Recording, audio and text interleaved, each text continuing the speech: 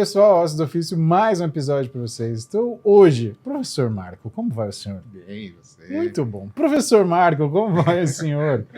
E hoje, eu e os Marcos, nós vamos falar para vocês sobre uma coisa que está muito na moda. Empreendedorismo. Vocês têm que saber com quem faz isso, empreendedorismo, o trabalho dentro das indústrias, da grande indústrias. Porque eu e o Demange, a gente estava falando outro dia, né, sobre como que ficou comum essa coisa da galera querer partir para essa área de indústria, de farma, de tech. E assim, acho que o pessoal não entendeu direito o que é isso, né? Então, hoje, com vocês, professor doutor Fernando Guerra. Que bom ter o senhor aqui. Muito bem-vindo. Marco, prazer. Muito obrigado. Muito obrigado pelo convite. Satisfação enorme estar aqui com vocês. Satisfação toda nossa. Já começa contando. Qualquer um pode virar executivo de empresa médica. Qualquer Como é que é pode, isso? Não tem que ter um perfil assim. Não, tem que ter um perfil. Eu acho que vou contar rápido a minha história Boa. aqui. Por favor. Só para. Eu basicamente tive duas experiências, mas comecei como trainee. Ou seja, no final, lá na ponta, meio que do zero. Passei por recursos humanos, passei por finanças, tive a oportunidade de enxergar outras áreas e aí fui para vendas.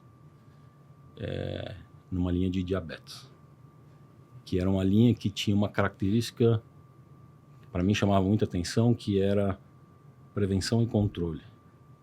Ou seja, não tinha cirurgia, não tinha absolutamente nada. E eu vi o quanto é difícil trabalhar com cirurgia, com prevenção e controle. Não está no DNA, na cultura do brasileiro. Então, quando você fala de prevenção, é uma coisa super difícil e de engajar. Curiosamente, eu fui pesquisar há muito tempo atrás o que os planos de saúde fazem de investimento em prevenção. E descobri que eles usam menos de 1% do investimento em prevenção. Menos de 1%? Menos de 1%. Tudo está na ponta final. Mas não fica mais caro? Muito mais caro, muito mais caro. Mas é uma equação engraçada, porque a gente fez um trabalho, a gente trouxe um trabalho da Mayo Clinic, lá dos Estados Unidos, que era um trabalho do impacto da prevenção na saúde e nos gastos públicos e das seguradoras. E era muito evidente os ganhos a longo prazo. Ou seja, você tem um desencaixe hoje para ganhar lá na frente. E aí a gente apresentou no Ministério da Saúde aqui e foi super, super elogiado, todo mundo gostou muito e no final falaram que não se aplicava. E eu achei bastante estranho na época, era vendedor, e falaram... Quantos anos atrás, mais ou menos? 20 anos atrás, talvez 2000. Um pouco mais.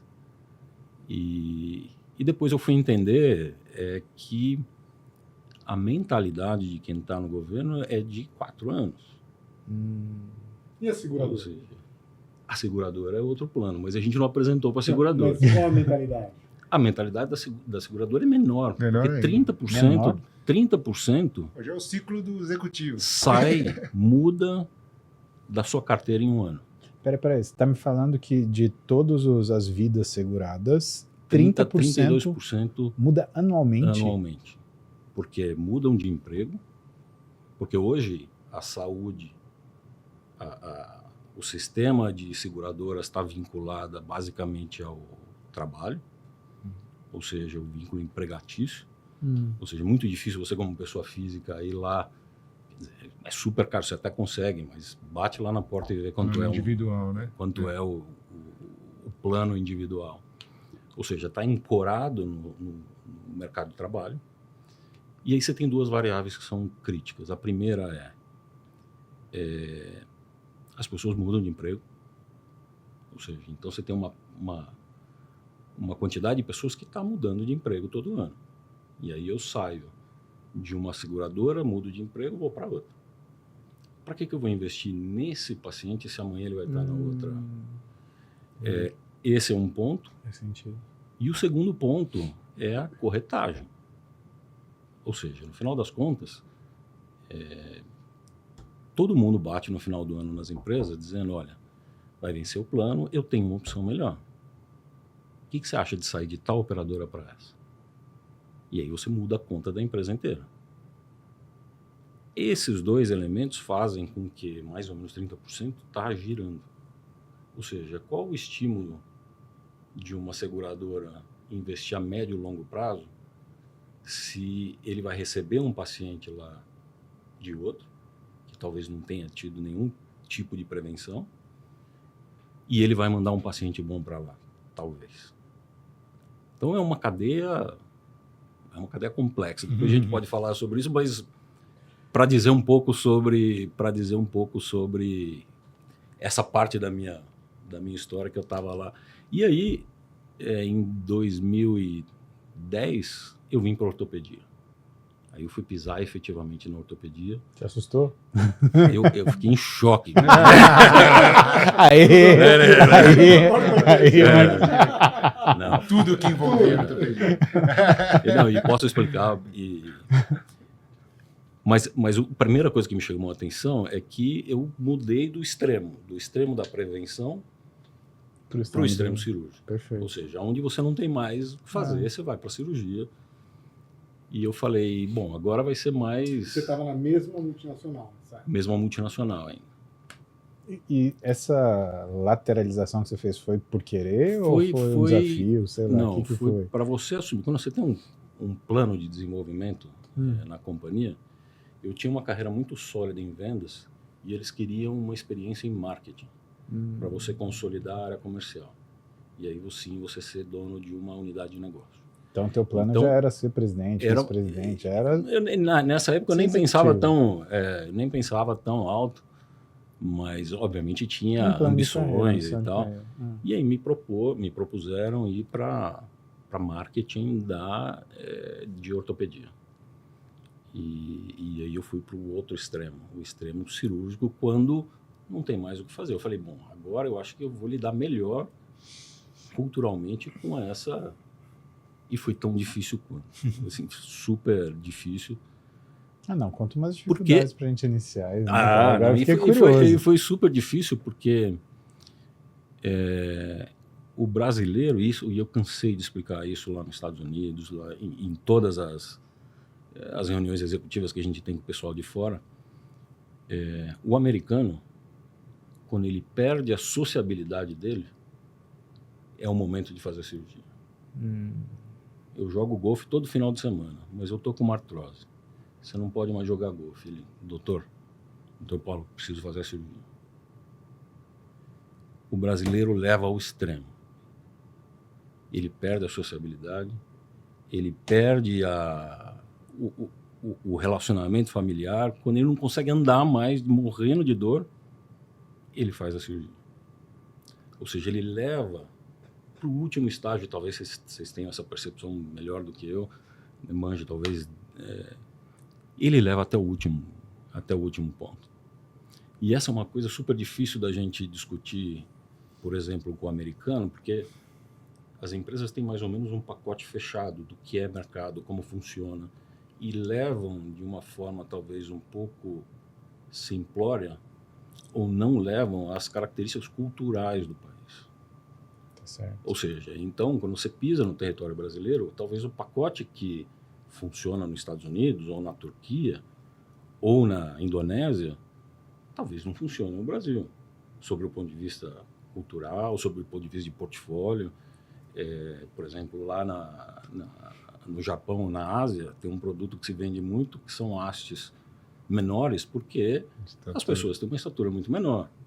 Aqui não faz o menor sentido lançar isso. Nos Estados Unidos também não.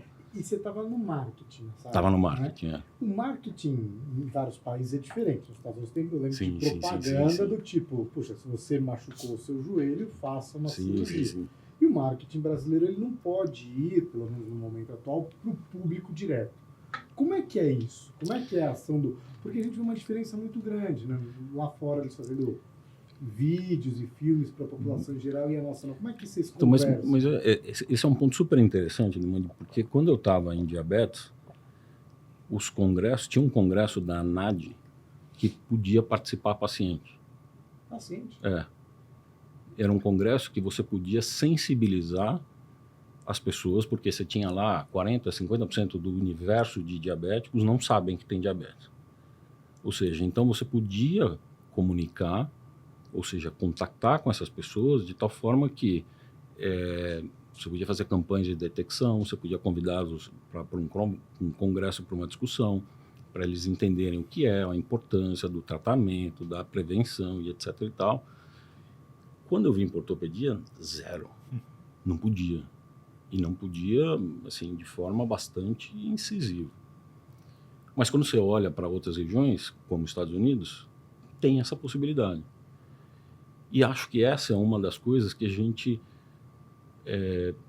tocando na parte cultural, a gente poderia influenciar, ou seja, uma conversa com uma pessoa, olha, a cirurgia não é... Educar, né? Exato. Educar no sentido de dizer, olha, se você fizer uma cirurgia de quadril, de medicina esportiva ou de joelho, você volta a ter sua sociabilidade, você volta a ter sua vida normal e não é o final do mundo. Ou seja, muito pelo contrário. É uma coisa super, relativamente simples. E o ganho que você tem é enorme. Mas a gente não comunica, a gente não fala nem com o paciente, muito menos sobre o produto. Ou seja, então o canal que a gente tem é a classe médica para ser os multiplicadores das mensagens que a gente tem para fazer. E a gente faz isso através de educação continuada, através de educação de parcerias com universidades, etc. e tal. É a forma como a gente faz de chegar para o médico e o médico ter informações suficientes para falar com os pacientes no dia a dia. A gente não consegue fazer isso. Seria uma situação que entra na história, ainda na história do marketing, nem todo produto é igual. E a indústria desenvolve produtos cada vez melhores, cada vez com mais tecnologia e tudo isso. Só que no Brasil, o filtro dessa educação é você educa o médico na expectativa do médico educar a população. Entretanto, o que a gente tem muitas vezes é que aquele que vai escolher o produto e vai pagar por esse produto não é necessariamente nem o paciente, nem o médico, muitas vezes é o operador. Então, você tem vários entes envolvidos nessa cadeia educacional. Como é que você vê, ainda nessa história do marketing, como é que você vê que poderia chegar no paciente uma educação dessa diferença da qualidade de produtos, mas não de uma maneira errônea, de influenciar, mas ele conseguir pelo menos entender que nem toda prótese é igual. Uma curadoria. Como é que você vê isso? No modelo brasileiro. No modelo americano, o cara faz uma propaganda, faz outra propaganda. Assim. Não, eu acho que você tem assim, um ponto super interessante e super... Porque definitivamente são produtos diferentes e você cada vez mais tem a inserção de tecnologias como robô, por exemplo, como elementos novos que estão tornando a cirurgia cada vez mais talvez diferentes, seguras, mas com resultados melhores. E a gente não pode se comunicar. Isso é uma norma interna que a gente não pode fazer nenhuma propaganda de robô, nenhuma publicidade em LinkedIn, etc. e tal. A única forma que eu vejo de fazer isso é através da classe médica. Não tem outra forma de fazer isso, pelo menos agora, nesse momento. Agora, uma parte anterior, um pouco antes disso, né? Porque tudo que você está me falando são dados. E para você ter dados, você tem que ter muita pesquisa. Como que é esse marketing de pesquisa ativa, né? Porque principalmente hoje, eu acho que ninguém dá tiro no escuro, né? Por exemplo, para você falar para a gente, por exemplo, precisa ser através do médico, né? E como fazer, né? Isso vem de obtenção. Como é que são feitas essas pesquisas? O que são dados, por exemplo, que você pode falar para a gente coisas interessantes que você descobriu nessa... O mercado de medical devices hoje tem ele é muito monitorado por compliance. Ou seja, a gente tem uma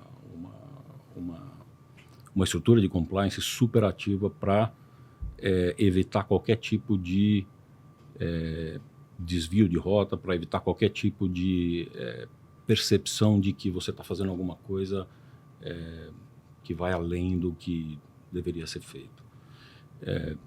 Então, o teu ponto, Paulo, é o seguinte. Eu quando eu estava na Diabetes, eu tinha uma auditoria de mercado que eu sabia o seu consultório, a sua prescrição, qual farmácia essa prescrição estava sendo feita. Você ia num nível de detalhe onde você sabe quem é o médico que está prescrevendo, aonde esse paciente está comprando, qual medicamento ele está comprando, se ele está comprando genérico. 20 anos atrás. Hoje, 20 anos atrás, mas já hoje isso já é muito mais. Mas já existia isso. Já existia isso. Você tem um nível de informação, de granularidade, que você consegue fazer um plano de trabalho que você sabe que na farmácia da zona sul do Morumbi eu não estou tendo resultado e eu preciso entender o que está acontecendo.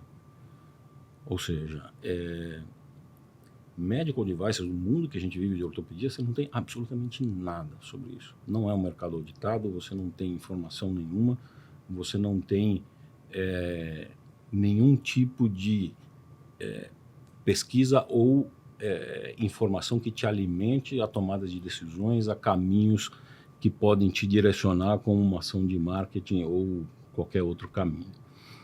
Então, o que eu diria é que a gente ainda está numa... Eu não vou falar na idade da pedra, mas a gente ainda navega muito no escuro com relação a medical device. É muito estimativas e o que a gente pensa. Ou seja, a gente navega muito na intuição. Você falou um pouco de robótica, você citou lá dentro, a indústria não pode fazer... Como, assim, você foi presidente da indústria que trouxe os primeiros robôs, né? São duas que trouxeram o Brasil em ortopedia, em prótese de joelho, e que comprou o maior sistema robótico no mundo lá nos Estados Unidos. Me conta um pouco essa história, porque o que eu ouço de muita gente é que quando, então, o presidente da Stryker Global, etc., resolveu comprar a empresa que fabricava o meio com esse sistema robótico, não foi uma coisa que o mercado aceitou com facilidade, a ideia dele. Não. E foi um número alto. Conta um pouco isso pra gente, se você puder, você pode... E aí, seguir nessa linha... Não, a história da robótica é super interessante porque existiu uma empresa, uma startup, e tem muitas startups hoje trabalhando com isso, lá há muito tempo atrás, 12 anos atrás, que bateu na porta de várias multinacionais e ninguém... Todos os CEOs conversavam com os médicos falavam, não vai. Não, a robótica não é um caminho que me parece sustentável. A gente já tinha a história da navegação que não decolou, especialmente no Brasil. Ninguém acreditava nisso.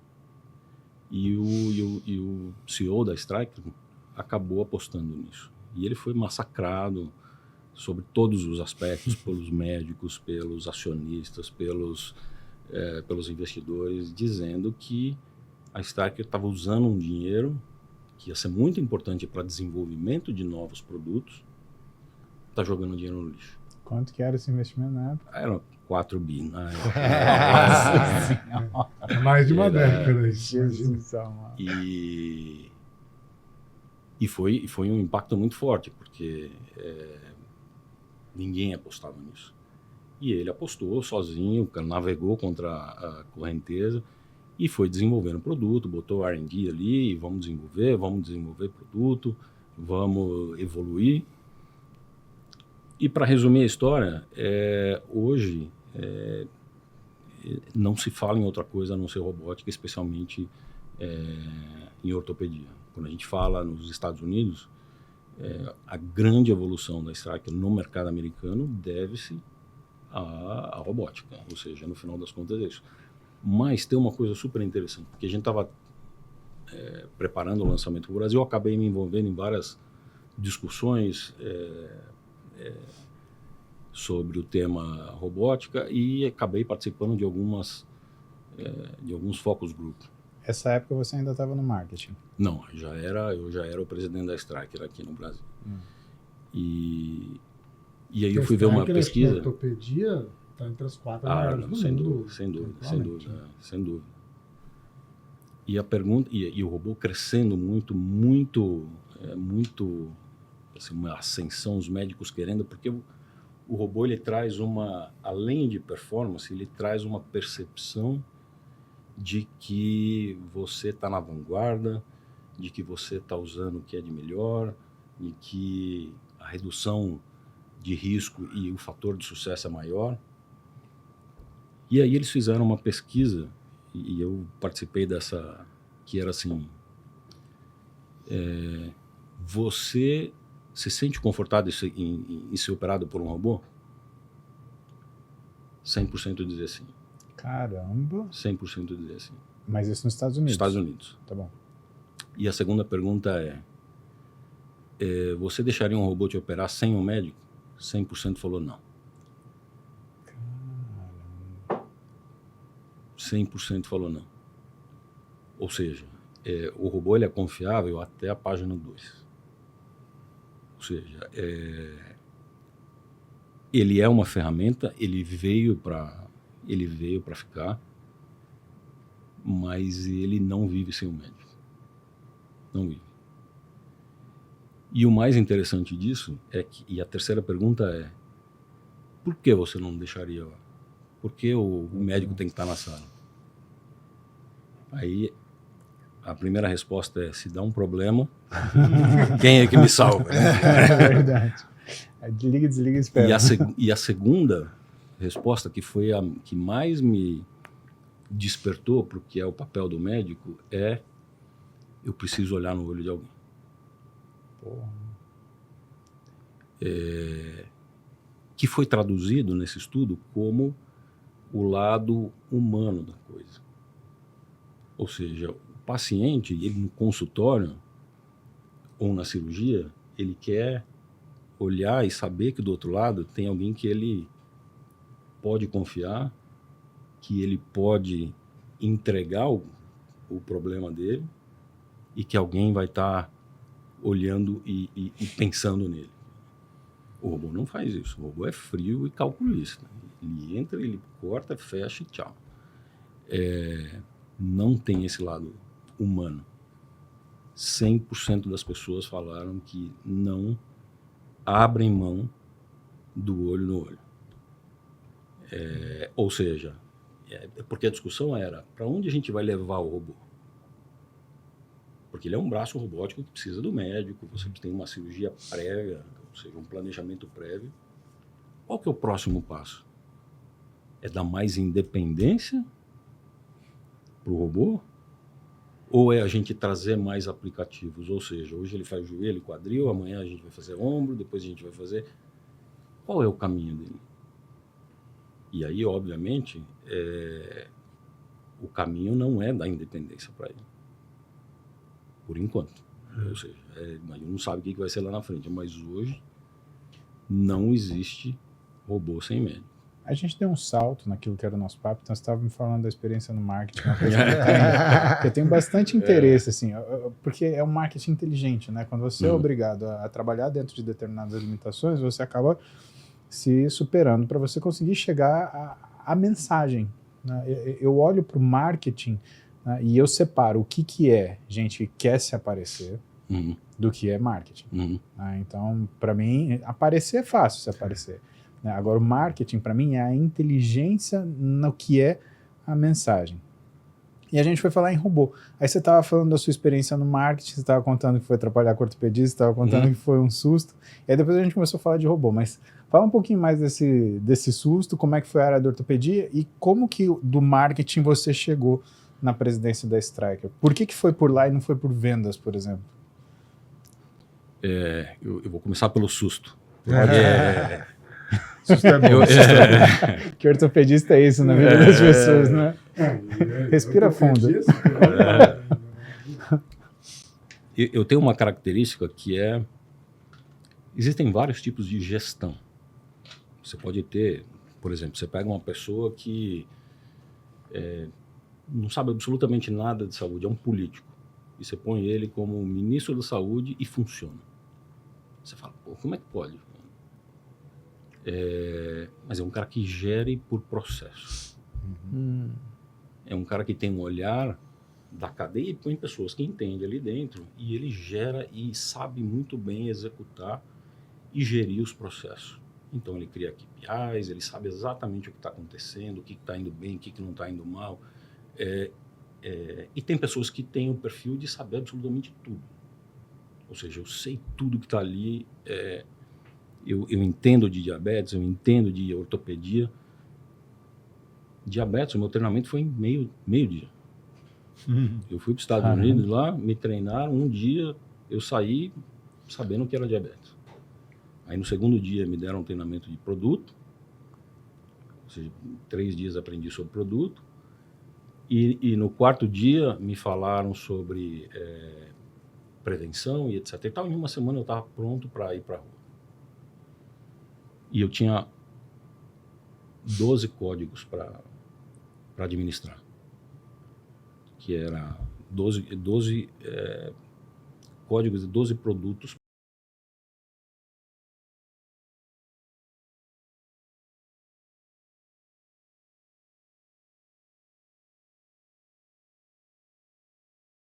Eu tinha 30 mil itens para administrar, 30 mil códigos, entre placas, parafusos, tamanhos e haste intramedular. E eu tinha um desafio dentro da diabetes, que era pegar esses 12 códigos, levar para o ponto A para o ponto B, que era tirar do centro de distribuição e levar para o cliente que tinha feito um pedido, e eu levava no ponto de venda. Então eu pegava lá 10 caixas, levava no A para o B. Eu sabia absolutamente tudo, curva de vendas, qual é o perfil de cada código, o que eu preciso comprar, o que não precisa comprar, e assim por diante. Quando eu peguei 30 mil itens, dá vontade de chorar, né? Com o perfil que eu tenho ainda de querer saber das coisas, então o primeiro choque foi que essa metodologia que eu tinha de querer saber tudo não ia funcionar. Eu tinha que me reinventar ali.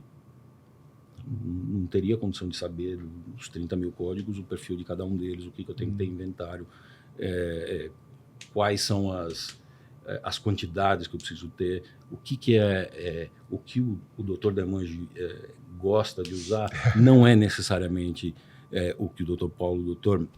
Marco quer usar. E aí começa o problema, porque aí você tem o terceiro item, que é a logística reversa. Ou seja, para eu fazer uma cirurgia, eu tenho que levar mais ou menos 500 itens que vão e voltam. Também. E essa cirurgia eu entrego na terça-feira no hospital e busco na sexta. Ou seja, eu imobilizo durante 3, 4 dias o material. Ou seja, se eu tenho uma caixa de joelho e o Demange marcou uma cirurgia e ao mesmo tempo apareceu uma outra cirurgia, eu tenho que negar. Num caso bem simples, né? Sim. Aí minha cabeça começou a ficar com uma equação que não fazia muito sentido assim, para mim, né? E aí eu conversava com qualquer pessoa que falava assim, olha, se você sobreviver na ortopedia, você sobrevive em qualquer coisa na tua vida. Falaram isso pra gente também. Curioso. Qualquer coisa fica fácil se você... Vejo sabedoria nessas palavras. E é absoluta verdade. Eu não conheço um negócio dentro do business medical device que seja tão complexo quanto. Sem considerar isso, você tem ainda o risco, é uma cirurgia que tem tudo para dar errado. Ou seja, você tem 500 itens que estão indo e voltando, se uma peça faltar, não tem cirurgia. E é a que você precisa. Exatamente. Se o convênio não aprovar, na última hora não tem cirurgia. Ou seja, então você começa a ter variáveis que deixam o negócio numa complexidade assim, quase que maluca, né? Essa questão do convênio aprovar nos Estados Unidos também. Eu ia fazer essa pergunta, porque assim, fica muito claro por esses exemplos que você deu, a complexidade que é a ortopedia do ponto de vista de produto, variabilidade, modelo de distribuição e tal. Mas tem o fator Brasilzão no meio, né? Tem. E acho que você deve ter bastante experiência de trocar essa informação com teus colegas fora, porque a gente tem essa percepção no nosso dia a dia, né? Você opera de manhã no hospital, amanhã vai no outro, passa a visita. Então, se pra gente, às vezes, é uma coisa que pesa, eu imagino para quem está fazendo toda a gestão desse processo, de realidades diferentes, negociações diferentes. Então, eu queria que você falasse um pouquinho disso, assim, pensando no convênio. Dá para falar um podcast inteiro dessa pergunta aqui, né? Mas, sim, vamos lá, vou tentar organizar aqui. Começando, é semelhante Brasil e Estados Unidos? Ele tem alguma semelhança, Tá. especialmente, mas tem critérios diferentes. Ou seja, os Estados Unidos você tem uma ordem diferente das coisas. E uma das coisas que eles fazem muito bem e que a gente ainda não faz é ter o prontuário único, que você tem um histórico do que o paciente tem, e você consegue avaliar ali numa primeira triagem se assim, você tem um histórico, você sabe o que passou, é um caso cirúrgico, tá ali, submeteu, o plano vai lá, a prova acabou. Não tem muita conversa, não tem muito... ou seja, os times e os steps são mais encurtados. Aqui é diferente. Respondendo a tua pergunta. Então, tem semelhanças, mas tem caminhos... os caminhos são mais... eu entendo que são mais simples ali. Aqui a gente tem uma variável bastante complexa, que é a pré-aprovação do plano. Ou seja, que é aquela coisa de o médico mandar e o plano entender que, de repente, 3 âncoras não faz sentido, tem que ser 2. Ou que um ligamento cruzado, você vai precisar de alguma coisa que não foi mencionado ali. Ou seja, então você tem uma discussão prévia ali que toma tempo, que normalmente dá muito desgaste, especialmente para o médico. E depois você tem um final da etapa, que é uma cadeia que está destruída sobre o ponto de vista de saúde financeira, ou seja, quem está pagando a conta está com a água no pescoço. Tem que ser a operadora. E de forma muito simples, a gente está com uma cadeia insustentável. Ou seja, não funciona mais. Ou seja, a gente precisa se reinventar para funcionar, para voltar a funcionar. E tem 1000 variáveis aí, mas ninguém se mexe porque todo mundo olha o seu umbigo. É como nós 4 aqui, a gente tem um problema, a gente precisa resolver um problema, só que eu olho só para o meu caso, o Múzio só olha para o dele, e a gente não está disposto a ceder. Ou seja, porque talvez nesse primeiro momento, para a gente reorganizar a cadeia, eu preciso perder. Mas a médio e longo prazo eu ganho. Mas eu estou olhando o resultado do mês, do trimestre, e eu não posso deixar de entregar. Então eu não estou disposto a ceder. Então, enquanto não houver uma discussão muito mais ampla, essa é uma cadeia que vai estar estrangulada. Voltando para o tema. E aí, quem vai pagar a conta, joga essa conta lá para frente. Ou seja, então a cadeia fica, a gente chama de walking implant, que é a pessoa que já tem um implante, mas você não tem o recebimento. Que você já faturou, a pessoa já está andando, e você não consegue dar baixa contabilmente. Ou seja, você vê uma auditoria e fala, o que é desse implante? O cara está andando na rua lá, e você não dá baixa nisso, porque não fechou o ciclo. Porque você está recebendo lá 200, 300 dias e assim por diante. E isso desinteressa você a fazer a próxima cirurgia nesse plano. Ou seja, então, é uma cadeia que está super sensível e daria para falar muito sobre isso. Mas voltando aqui pro caminho. Eu perdi, Paulo. Voltamos no... Tudo bem, não tem importância. Eu quero escutar essa história. Porque, assim, a sensação que a gente tem, principalmente quando a gente vê outros médicos indo para executivo, né, que para a gente é um estranhamento, né, porque o médico, a priori, né, ele forma para assistencialismo. Mas hoje tem os caras que vão para o executivo.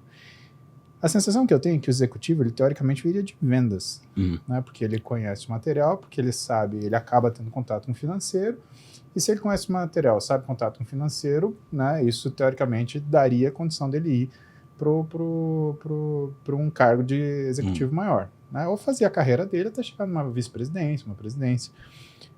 Mas você fez o contrário, você saiu de vendas e foi para o marketing, que para mim é uma área de pesquisa.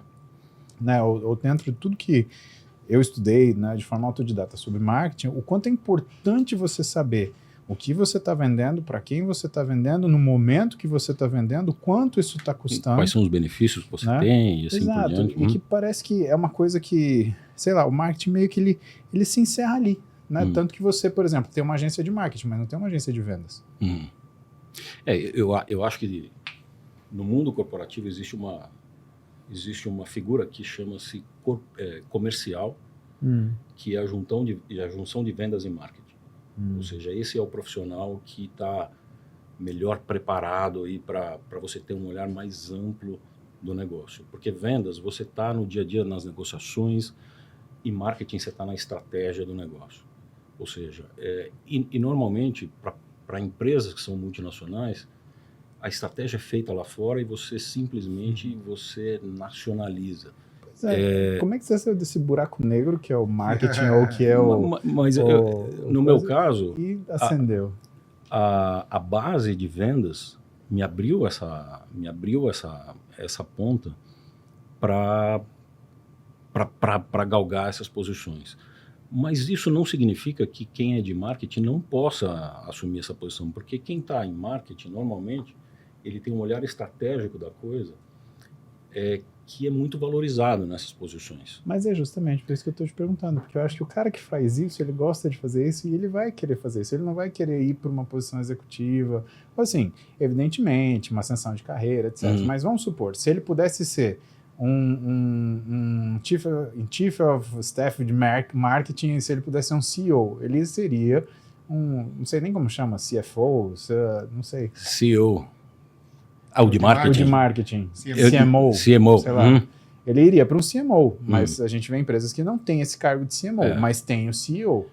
É que, na verdade, na área de saúde, o marketing que a gente aprende na escola não é o que se aplica na área de saúde. Ou seja, quando você faz uma universidade de marketing, você está pensando quase que obrigatoriamente em consumo, em varejo. Ou seja, como é que eu conecto o meu consumidor de forma bastante simples, como é que eu conecto uma pessoa a ter um interesse no meu produto?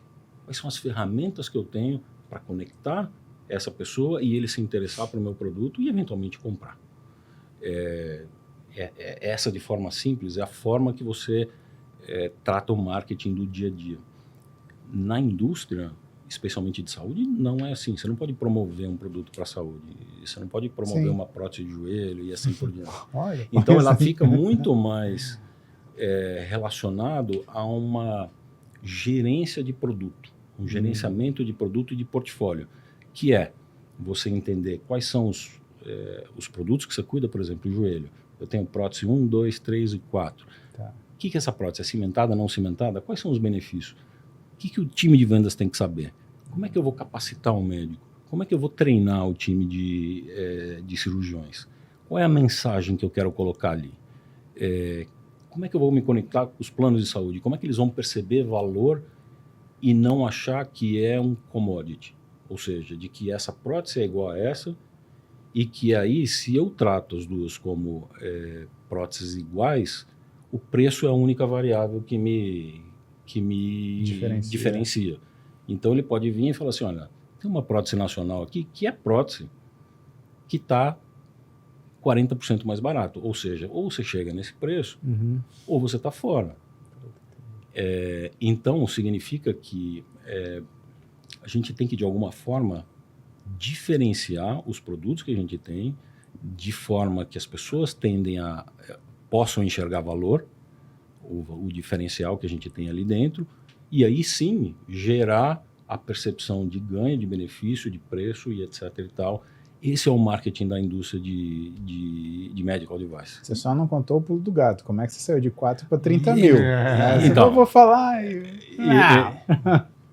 Não. Como você desenvolveu essa habilidade? Ou como que você adaptou, sair de 4 para 30 mil? A minha saída da Johnson Ida para a Stryker foi para diretoria comercial, ou seja, que já era venda e marketing, e adicionalmente eu tinha a linha de equipamentos da Stryker também, que não era a linha que me ajudou muito, que é cama, maca, torre de vídeo e etc. e tal, sim. Que me ajudou muito no Meico, porque você tem um know-how de equipamento, então você negocia, para quem é de ortopedia negociar equipamento é muito difícil, porque você negocia implantes, né, no final das contas. Então, isso ajudou muito lá na frente para o lançamento de Meico. Então, eu já vim para a área comercial e a primeira coisa que a gente fez dentro da companhia foi conversar com os médicos. Ou seja, conversar com cada um dos médicos e qual a tua percepção da Stryker? Quanto a Stryker é parte do seu dia a dia? Ou seja, o quanto eu faço parte do teu dia a dia como um fornecedor estratégico ou não. E a gente começou a perceber que, e aí é outro capítulo também, que a Stryker era uma empresa da porta para dentro. Não era uma empresa que estava na rua. E esse talvez seja um grande problema da indústria como um todo, que é não estar no dia a dia do médico. Ou seja, se eu estou da porta para dentro, vocês não têm a percepção do que do valor e do que o produto pode trazer de benefício para vocês. Então a primeira coisa que a gente fez foi redesenhar o plano de negócio para ter uma estrutura no dia a dia de vocês, passar a ter contas estratégicas, ou seja, um departamento de contas estratégicas que vai olhar, porque um produto importado, diferente da Inglaterra, que você vai de qualquer hospital que você vai, ele absorve tecnologia, no Brasil não. No Brasil, se você bater num determinado hospital, ele fala, olha, eu só uso material nacional, porque eu não tenho espaço aqui dentro. Ou seja, então, qual é a segmentação que a gente tem? Para onde a gente quer ir? Ou seja, eu quero dobrar o faturamento. Para eu dobrar o faturamento, o que eu preciso fazer? Exemplo aqui, só para deixar mais para quem está ouvindo. Imagina que você tem uma fazenda com 10 pés de laranja e consegue produzir 1.000 litros de suco. E a gente senta aqui em comum e fala assim, a gente quer triplicar o tamanho da empresa em 3 anos. Ou melhor, a gente quer triplicar em 2 anos. É uma ambição que a gente tem. Mas o que a gente precisa para isso? A gente precisa plantar mais, a gente precisa melhorar, botar fertilizante ali dentro, aumentar a produtividade, a gente precisa comprar o terreno do lado para ter mais espaço. A gente quer ser orgânico. Como que a gente quer se posicionar? A gente quer se posicionar como um suco comum ou a gente quer ter o selo lá orgânico e o melhor suco porque tem um processo de colheita e etc e tal especial que faz com que ele se diferencie que tem menos conservante, etc e tal. Qual é o posicionamento que a gente quer? E o que a gente precisa fazer para isso? saem muitas decisões daqui que compramos terreno, como a gente vai posicionar? Quem são os nossos concorrentes? O que eles estão fazendo? Para onde a gente vai? Que tipo de marketing a gente vai fazer para triplicar? A gente vai fazer uma campanha comercial? A gente vai fazer lá na televisão uma campanha que vai lá no intervalo da Globo, a gente vai botar lá uma historinha nossa lá para despertar o interesse do consumidor. Ou a gente vai... como é que a gente vai armazenar isso? Ou seja, o que a gente vai precisar fazer para mudar nosso sistema de armazenagem? O que a gente vai precisar fazer para ter o selo do Ministério da Saúde? Resumidamente, é isso que faz um executivo, voltando à tua pergunta lá atrás, se o que precisa para se tornar um executivo. Uhum.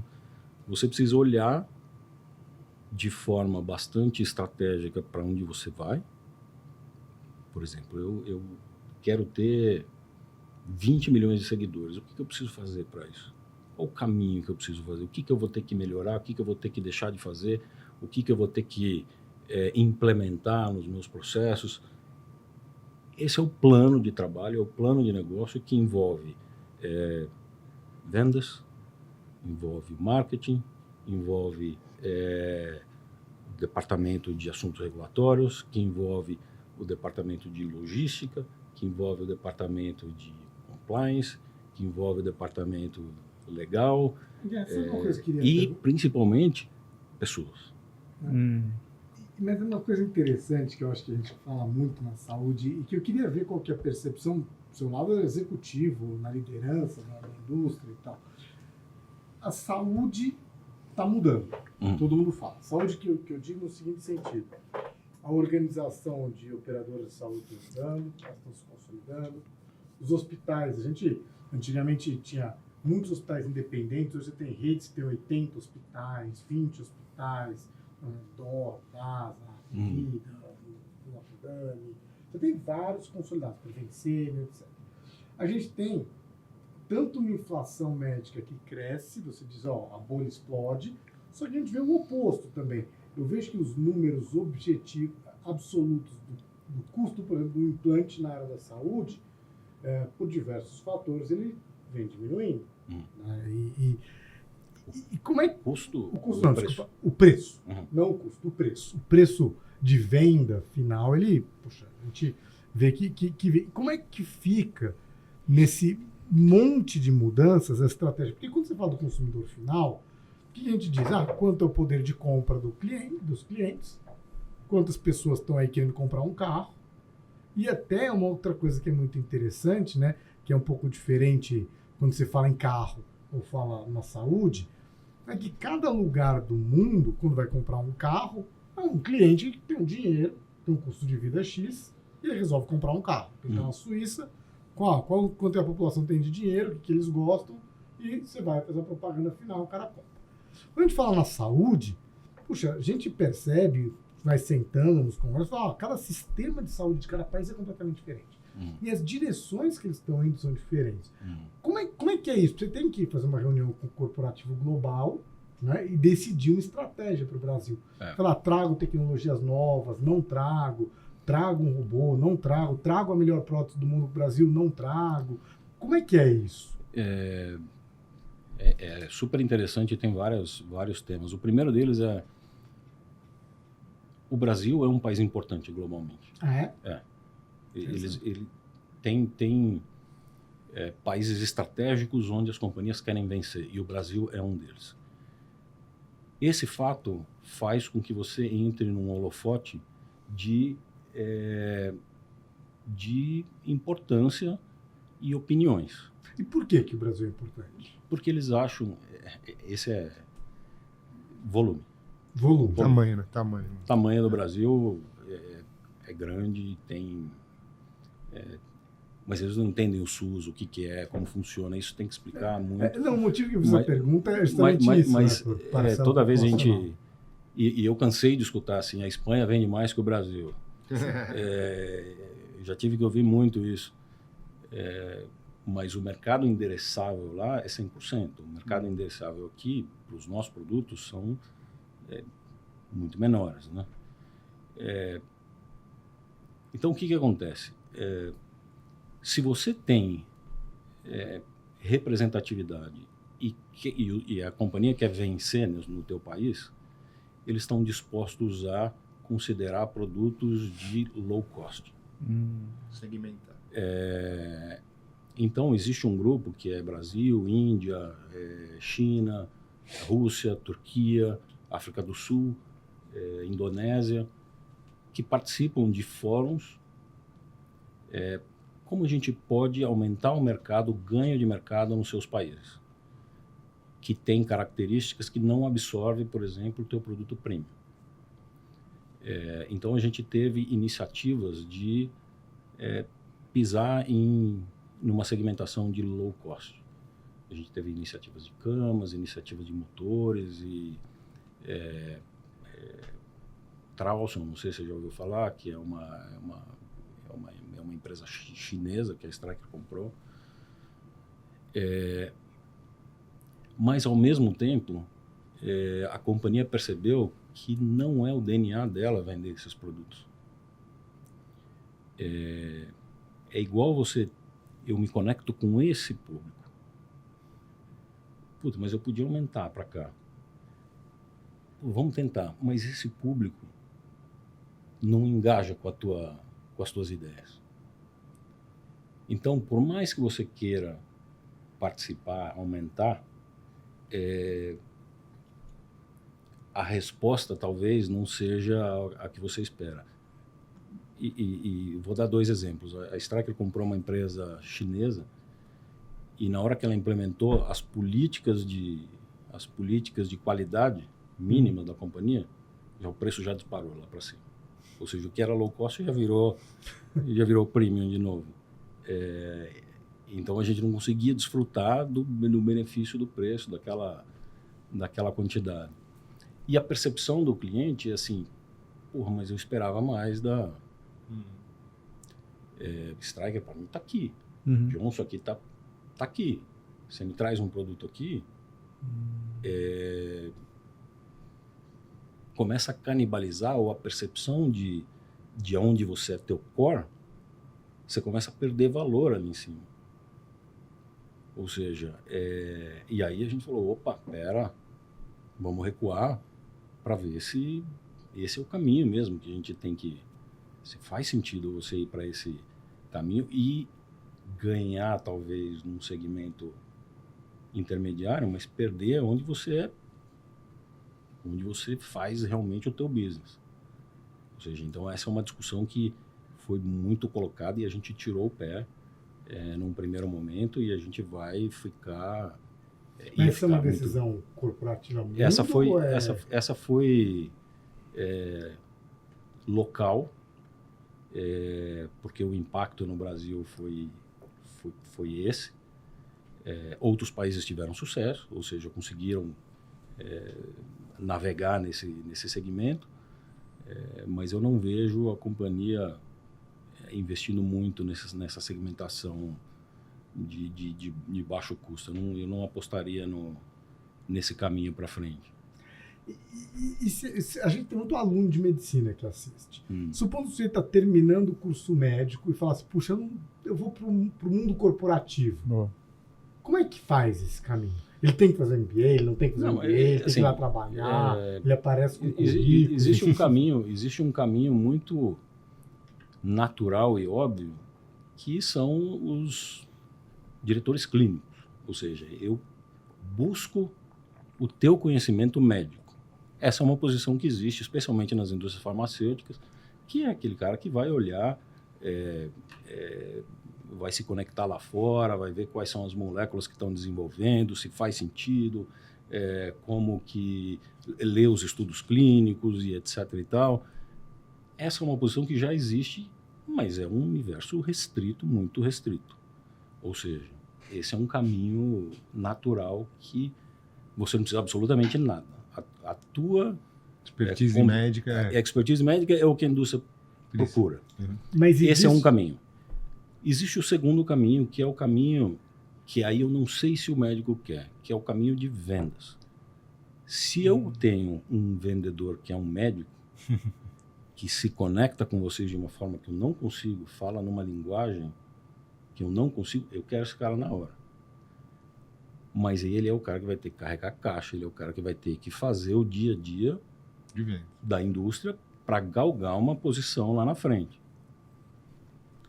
Não sei se essa pessoa está disposta a isso. Se você quiser pular essa etapa, eu acho que aí o caminho é fazer um MBA, estudar, se preparar para aquilo, que é o que muita gente faz.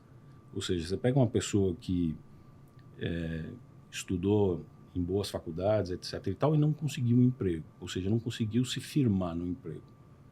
Ele não teve consistência, não decolou a carreira.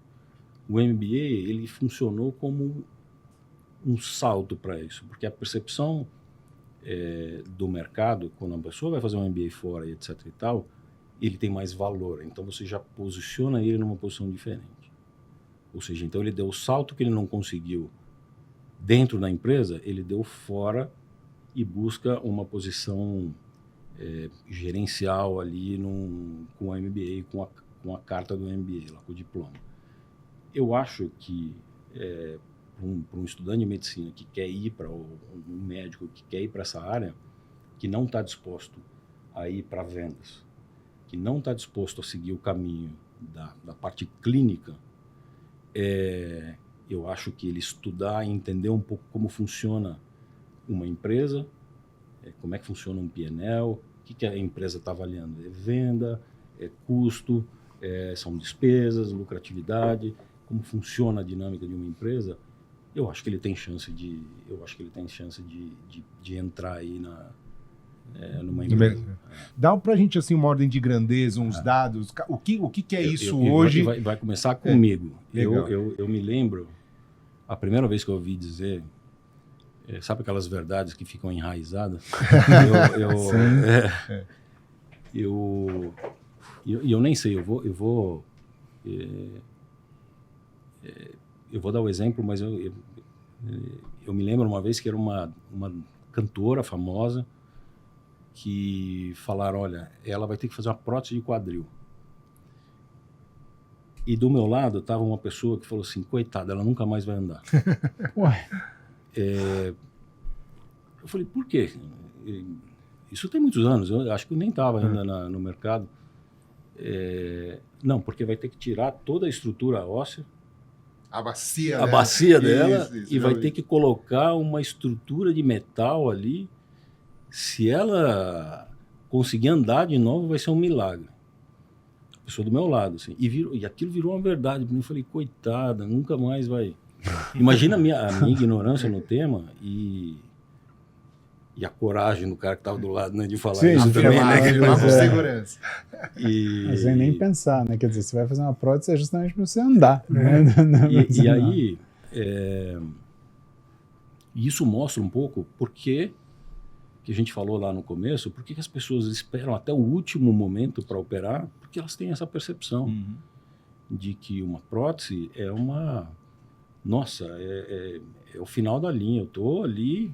o Demange me contou uma história uma vez que eu guardo até hoje, que o animal, quando não tem mais força para caçar, o fêmur quebra. A fratura por insuficiência do fêmur é isso. Ele está envelhecendo, quebra a fragilidade. Né? Ele para ali e é o fim da... E aí, as pessoas têm a percepção de que estou no fim da linha, ou seja, então existe muita ignorância, falta de informação no tema, que eu acho que a internet e isso aqui que a gente está fazendo vai ajudar demais, assim, as pessoas entenderem a importância, a segurança, o que de fato significa, que você está devolvendo a pessoa para uma qualidade de vida muito melhor, ou seja, ela vai ter vida normal aí pela frente muito mais tempo, mas de fato existe muita ignorância no tema.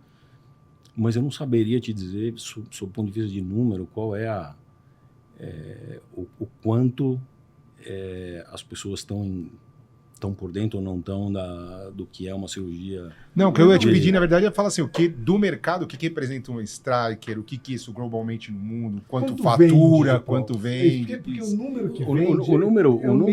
O número reportado eu posso falar pela Strike, porque é um número reportado em ação. É uma empresa de 23 bilhões de dólares. Ou seja, você imagina... Não, em quantidade de próteses.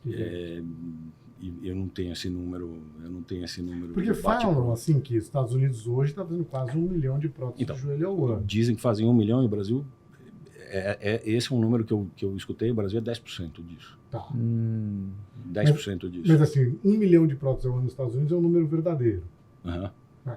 Se for pensar um país com 300 milhões de habitantes, fazendo 1 milhão já é muita coisa. Ou seja, é um sinal de sucesso. Né? A gente diz que uma das métricas de sucesso de algum procedimento cirúrgico eletivo, que as pessoas escolhem fazer ou não, é um pouco o número de pessoas ao ano e crescendo.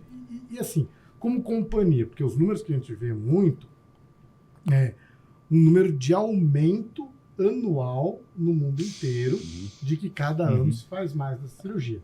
Mas vocês veem? Faz sentido, especialmente porque é uma população que envelhece. A expectativa de vida aumenta, consequentemente a gente tem mais. Então todos os planos consideram que o mercado cresce. O mercado de prótese, o mercado de ortopedia cresce anualmente, especialmente no Brasil. No mundo inteiro, mas no Brasil quando você põe o teu plano de negócio, você põe lá um crescimento natural do negócio, que é um percentual X lá. Depende de cada especialidade. Eu levantei aqui para você, rapidinho, os Estados Unidos, 334 milhões de habitantes, Brasil, 203 milhões. A diferença de 120 bilhões de habitantes. Só que, cara, de milhões de próteses, cara. Não, o número é desproporcional. Eu lembro recentemente, eu li um dado, faz, sei lá, 6 meses atrás, que das cirurgias que demandam alguma internação, que tem um porte razoável, a artroplastia do joelho é a terceira cirurgia mais frequente e o quadril acho que é a quarta ou quinta. As artroplastias são as terceiras cirurgias mais frequentes nos Estados Unidos. Elas perdem para cesárea, catarata e acho que tinha mais uma cirurgia. Depois disso é artroplastia, tamanho, o volume. E catarata é um volume gigantesco. Não, catarata é muito mais. Porque é uma cirurgia extremamente rápida, né? Mas mostra o sucesso dela. Porque se todo mundo fizesse uma catarata e não enxergasse mais, era uma cirurgia que nunca mais tinha acontecido. Fazia um pouco, no ano seguinte parava. E eu gosto dessa discussão, sabe? Porque assim, eu nunca esqueço, você falou, né, de verdades absolutas. Eu tinha um vizinho, um cara um pouco mais novo e tal, e a gente começou a se conhecer. E você faz o quê? Cara, eu trabalho no mercado de games.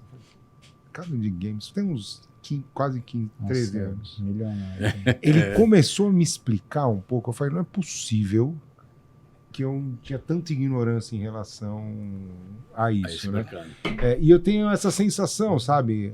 Acho que as pessoas às vezes olham muito para a indústria farma, tal, porque talvez tenha uma pungência maior, a sensação de dependência, todo mundo toma um negocinho em algum momento, mas às vezes começa a falar números, os pacientes falam, não, é dessa grandeza, quer dizer, é comum, tem mais gente. Eu falei, nossa, você vai encontrar um monte de gente que tem prótese aí, é muito mais comum do que as pessoas imaginam. Muito mais.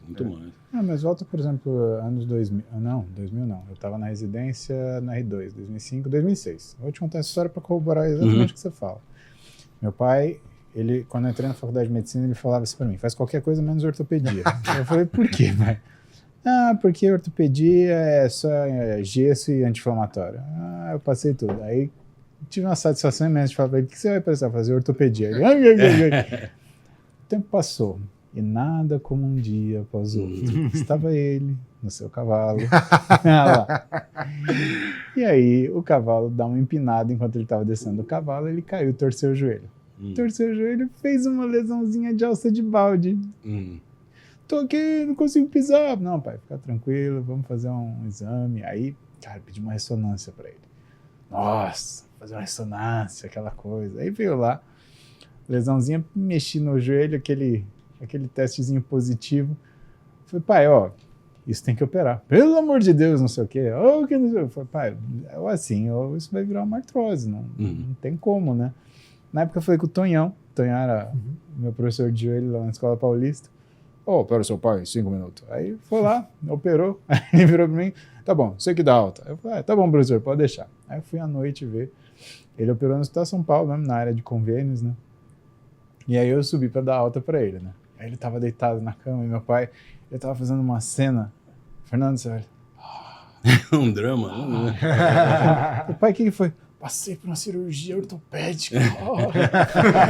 Cara, um drama. A minha mãe, a esposa dele, ela olhou pro lado e falou assim, nossa, meu Deus do céu, ele tá fazendo esse drama desde que ele acordou da anestesia. Aí eu falei, pai, eu preciso dar alta pro senhor, o senhor vai embora. Como assim? Vai chamar uma ambulância pra mim? Pai, cirurgia ortopédica não é pra chamar ambulância. Já foi, né? Levanta, anda. Aí ele, como assim? Você é besta, moleque, onde já se viu? Eu falei, ué, eu passei por uma cirurgia. Eu falei, justamente pra você andar. Agora senta na maca e vamos andar um pouquinho. Demanje, ele pisou no chão assim. Cara, o olhinho dele abriu assim. Não tem dor? Nossa, o que aconteceu? Eu falei, entendeu o que é ortopedia? Nunca falou nada. Não. Só que toda vez que eu ia pra fazenda, ele falou assim, olha, eu falei, talvez tenha falado para algumas pessoas que você era ortopedista, então pode ser que venha alguém aqui te ver. Cara, eu chegava no sítio, era assim, tipo, eu chegava sexta-feira, assim, dava sábado de manhã, aí eu ficava atendendo sábado de manhã até mais ou menos do almoço. Você citou um negócio que eu achei muito legal, você citou a cirurgia de vídeo, né, que acho que é uma mudança enorme, né, saiu do que nos anos 80 o pessoal abria o joelho, arrancava todo o menisco, etc. pro vídeo. Verdade. E eu tenho uma aula aqui que a gente dá para os alunos aí de medicina, agora vai ter até o comum, que é o Congresso Médico da Universidade de São Paulo, semana que vem, acho que a Roberta vai. Roberta dá. Eu estava vendo a grade, a gente está em dias diferentes e tal. E tem uma parte que fala um pouco de evolução de saúde. Fala de joelho, a gente tem aulas que dá para graduação e coloca a ortopedia como uma das especialidades que mudou demais. E é muito interessante, porque a gente faz isso para brincar e tirar um pouco de sarro das outras áreas, né? A gente brinca um pouco que a cesariana ela é igual a 30 anos. Desde César. Não precisa, mas assim, mas sempre eu pegar uma cesárea que eu vi quando eu era aluno, sei lá, 91, 5, 6, 7, e a de hoje mudou um pouco, mas não foi enorme. É dos anos 70 também. E outros procedimentos médicos. A incisão ainda fenestil, ainda os seus planos. Passar um intracate é meio parecido, fazer uma biópsia de alguma coisa. Só que a ortopedia, a gente mostra lá atrás revoluções enormes que todas as áreas da saúde tiveram. Radiografia no começo do século passado, antibiótico nos anos 40, anestesia mais de 100 e poucos anos. Só que dos anos 70 para cá, a gente vê uma mudança gigante. Né? A primeira prótese de quadril dos anos 60, a primeira prótese de joelho de verdade no meio dos anos 70, a câmera de vídeo. E aí eu puxei isso daqui porque eu acho que a Stryker está muito envolvida nisso. Super, né? super. E eu queria que você comentasse como que você vislumbra, quer dizer, uma companhia que tem vídeo muito forte, tem trauma muito forte, essas hastes, tem robótica, tem as artroplastias, tem sistemas de fazer como a prótese grudar no osso mais fácil, né? Sistemas de revestimentos, tem coisas personalizadas. Como é que você vislumbravam e vislumbram e a companhia conversa quando você olha de hoje, o que já aconteceu e quais as principais 3 ou 4 coisas do passado, no olhar da Stryker?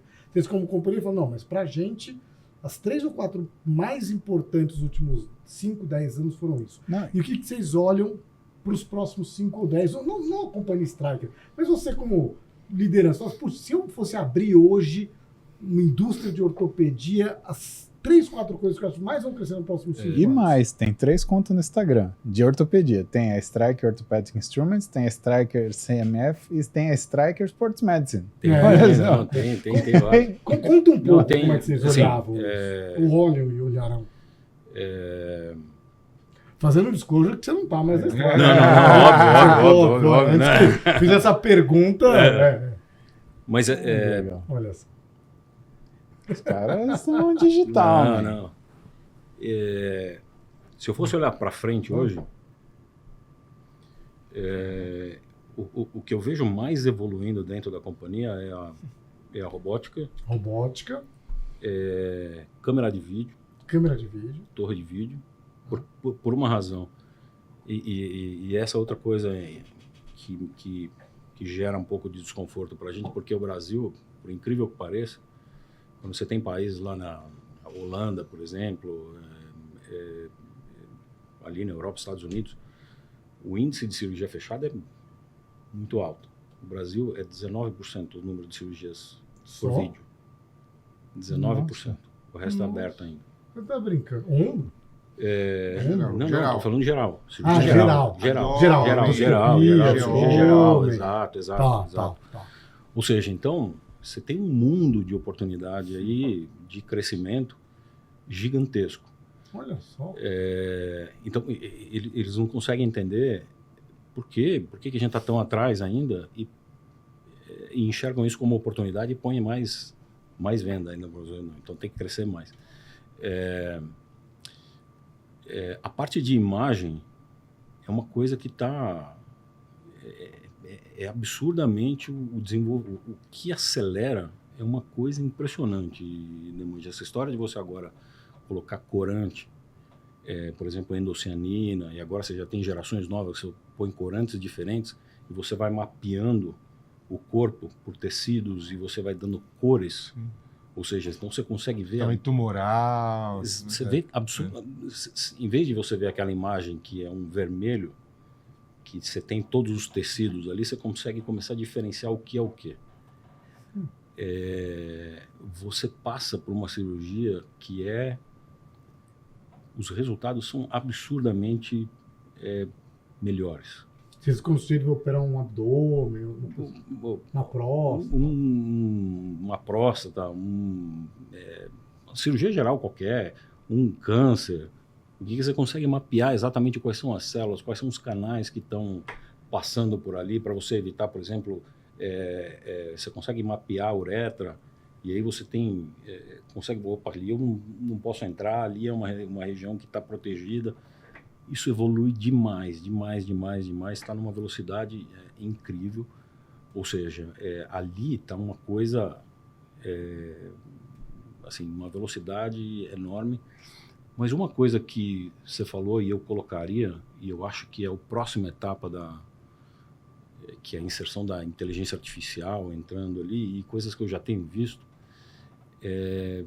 você tem um banco de dados, ou seja, então o robô vai fazer a cirurgia lá, doutor Demange. Então ele grava toda aquela cirurgia e aí você pode colocar num banco de dados, Meico, por exemplo, e ele passa a fazer, te dar feedbacks. Ou seja, uma cirurgia que tem 10 etapas, a etapa 1 você está outstanding, na etapa 2 você está não sei o quê, na etapa 3 você está tal, na etapa 4 você está... E aí ele consegue dizer qual é o benchmark. Ou seja, o que está acontecendo? Olha, aqui você tem uma etapa que ele vai te alimentando com informações, dizendo, olha, isso aqui está legal, isso aqui não está legal, isso aqui você está passando. Eu acho que a próxima etapa deve ir nesse sentido, ou seja, de você começar a ser retroalimentada da tua performance. Ou seja, você começar a interagir e ver, olha, isso aqui estou acima do benchmark, estou indo super bem, isso aqui tem um pulo do gato aqui que eu posso melhorar, deixa eu entender o que pode ser. Acho que vai para esse caminho também. Ou seja, é um caminho que está se desenhando com mais E você falou de novas tecnologias, né? E a indústria cria um monte. Só que a gente saiu, por exemplo, da faculdade de medicina no momento, fez a residência, e o aluno está entrando agora também. E muitas vezes ele já saiu da fase de treinamento residência médica quando surge uma tecnologia disruptiva. Uhum. Como é que você via e vê no mundo da indústria o papel da indústria e como a indústria lê que ela participa dessa formação nova do médico, da educação dele? Esse é um tema fundamental, mas e o papel da indústria é é muito importante porque ela desenvolve produto, traz tecnologia nova e o papel dela também é de multiplicar isso para os médicos. Mas a gente toca muito poucas pessoas. Ou seja, o universo que a indústria toca ainda é muito pequeno. Ou seja, eu diria que é quase que irrelevante. Se você pegar a Sociedade Brasileira, a SBOT, você tem lá, a gente fez esse cálculo lá dentro da Strike, de quanto a gente treinou, por exemplo, no ano passado, versus o tamanho de médicos de trauma, especialistas de joelho, quadril, medicina esportiva, o que quer que seja, a gente tocava nada. Ou seja, como é que a gente toca um universo maior? E aí eu acho que é a segunda coisa que vai entrar nas indústrias, vir muito mais forte agora, que é você botar tecnologia e dar acesso a um treinamento que não é mais presencial. Ou seja, então existem módulos de desenvolvimento de programas agora que você vai dar a possibilidade que antigamente você só tinha num cadáver leve, que aí você toca pouquíssimas pessoas, porque é um programa caro, é um programa difícil de fazer, você vai passar a dar acesso para essas pessoas. A indústria está indo nesse caminho, ou seja, de ampliar o acesso com tecnologia e fazer com que as pessoas possam acessar coisas que ela não conseguia antes. E como é que tem a habilidade manual? Aí vai vir, o primeiro passo é o passo do conhecimento. E aí é uma coisa que a gente estava discutindo muito, que era a importância da memorização, ou seja, está mudando a forma de você ensinar as coisas. Antes você precisava saber absolutamente tudo, memorizar e etc. e tal. Hoje você tem tudo. O Muzi pegou aqui e viu a população em 10 segundos. Ou seja, então está se discutindo muito qual é o novo desenho da educação. Ou seja, realmente eu preciso falar de toda a estrutura óssea, muscular e etc. e tal, ou eu tenho que focar em outras coisas? Essa é uma coisa. E essa turma que está vindo, que vão ser alunos de vocês, já nasceram num ambiente diferente. Não nasceu no nosso ambiente. Perfeito. Eles nasceram no ambiente digital, têm expectativas diferentes, então o papel de quem vai dar aula tem que mudar também. Ou seja, se você der a mesma aula que você deu para um residente há 15 anos atrás e der para o cara de hoje, o resultado vai ser outro. A expectativa é diferente, o mindset é diferente. Então, a gente tem trabalhado muito em duas frentes. Como preparar o facilitador, ou seja, a gente tem que mudar, precisa ensinar diferente. E como a gente vai dar acesso para essa turma, num primeiro momento, a temas que não são de sensibilidade tátil. E a próxima geração, ou seja, a segunda etapa vai ser simuladores, que você já tem a resistência, você já consegue fazer o corte, por exemplo, um corte ósseo, que a pessoa já sente ali como é que está, como é que é o... Você tenta reproduzir de uma forma, ou da forma que for possível, reproduzir uma cirurgia de tal forma que ele consiga... se você olhar hoje para cirurgias de tecido mole, por Da Vinci, etc. e tal, você já tem esse módulo funcionando de simulação. Eu acho que a ortopedia vai para esse módulo também. Já ouvi coisas nesse sentido. Porque a habilidade não se ensina, né? A única coisa que exato. É treino dependente. Exato. Né? Sabe uma coisa que eu vi interessante, que esse negócio da habilidade de treino dependente, foi um tempo atrás e me marcou. Eles dizem que é o seguinte: na fase inicial da curva de aprendizado de alguém, a habilidade é frequência, número de horas de voo. Então, é treinamento baseado em frequência. A partir de um certo patamar, a habilidade é qualidade de treinamento, mais do que frequência. Em que o indivíduo ele precisa começar a ter um senso crítico muito grande e evoluir a cada um. E eles dão um exemplo, o pessoal brinca que é a história da culinária, né? Até você aprender a fazer, você tem que fazer um monte de vezes. Fritar 1000 ovos. A partir de um certo momento, não adianta você aprender, você só fritar igual. Você tem que aprender a fazer mais mole, gema dura, gema isso, gema aquilo. E falando um pouco habilidade cirúrgica, é isso. Um pouco habilidade de treinamento de outras coisas, é isso. Se ele arremessar a mesma bola por igual, depois de um tempo ele não parar para pensar o que ele faz de movimento para ser diferente, ele não aprende isso. Isso é meio inconsciente do atleta. Mas no cirurgião, a gente entende que na residência você precisa de muitas horas, mais para frente é aquela habilidade certeira, ele vai para... E contribuindo com o que você está falando, a gente tem um estudo que mostra a disposição do médico em trocar ou mudar a sua filosofia de trabalho. Por exemplo, eu faço um corte XYZ dessa forma, uso determinado produto. De 0 a 5 anos, ele está 100% disposto a conhecer coisas novas. Ou seja, um cara que está disposto. Se vir uma tecnologia nova, se vir uma... Ele migra. Pum. De 5 a 15 anos, 40%. Disposto a aprender. Disposto a mudar o que ele faz. E acima de 15 anos, 10%. Nossa. Isso você está dizendo que uma pessoa que é um Key Opinion Leader, por exemplo, que tem já muito tempo, a conversão, e aí o olhar da indústria, a conversão desse médico para um novo produto, para uma nova cirurgia, para um novo produto, é extremamente difícil. Extremamente difícil. Olha só. Você mudou de via lateral para via anterior na próxima. Mas aí tem... Então é isso que eu ia te perguntar. Quando foi? Mas só tem uma coisa que vale a pena ser falada. Isso não vale para medicina esportiva,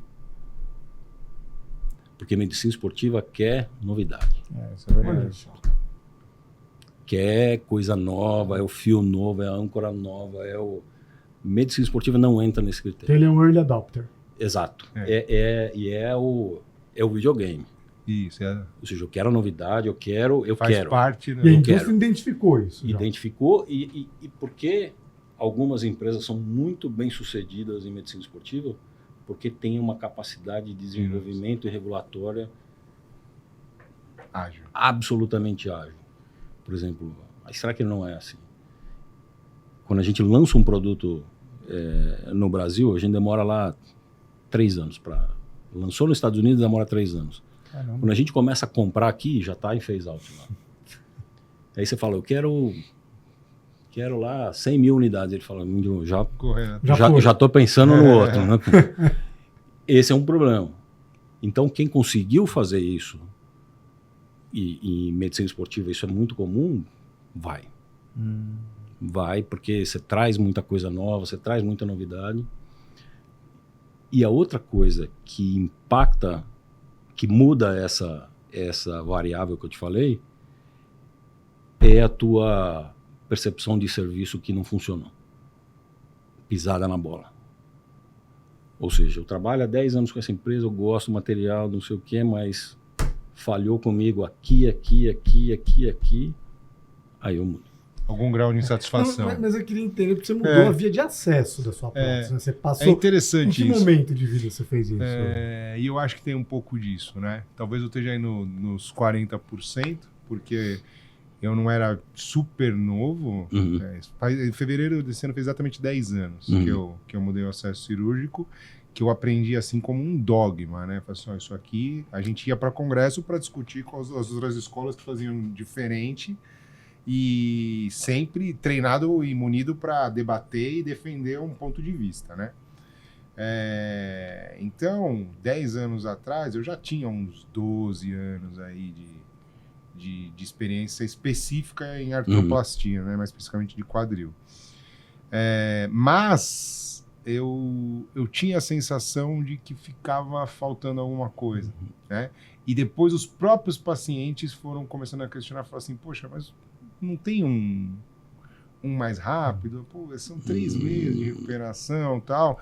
Então, eu atribuo essa mudança muito dessa perspectiva de tentar entender e olhar para o pro cliente e fala assim, legal, eu sei que eu vou ficar bom, tá, mas só que tem um monte de coisa aqui que para mim ainda não fecha, né? E é isso que acabou me motivando a falar, poxa, tem uma perspectiva que talvez seja melhor, de curto prazo, uma coisa que atende à demanda do paciente. Então isso foi forte para mim. Mas aí você teve que fazer um treinamento sim, novo, sim. numa via de acesso Total. nova. Eu sempre brinco, aprendi a mesma coisa que eu sabia fazer de um jeito totalmente diferente. Aí demorou. E o tempo, o custo da transição é muito alto.